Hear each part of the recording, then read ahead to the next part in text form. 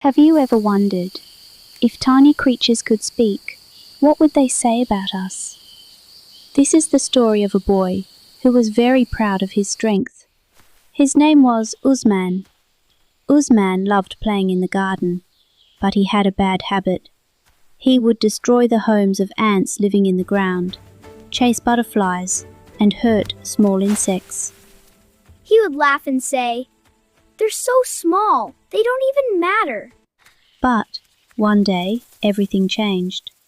As Usman was about to step on an anthill, suddenly the ground began to shake, and he fell straight down into darkness.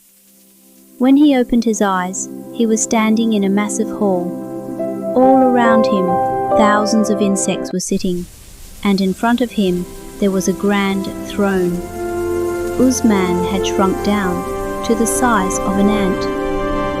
A large ant stepped forward and loudly announced, "Human Usman, you are accused of harming innocent lives." Usman's hands began to tremble. Suddenly a butterfly came forward. He tried to catch me. My wings could have broken. Then an ant spoke. He destroyed our home. And a spider said, "To him, we were just a game." The ant judge declared the verdict. "You are sentenced to remain in our world forever." Please, give me one chance. I will change. If you truly can change, then risk your life to save another. At that very moment, a terrifying bird swooped down and attacked the insects. Chaos spread everywhere. Usman had two choices, to run away or to risk his life, and he made his decision. He stepped forward. He saved the ants and stood in front of the bird. The bird looked at Usman and flew away. And then, suddenly, everything stopped. That same voice echoed.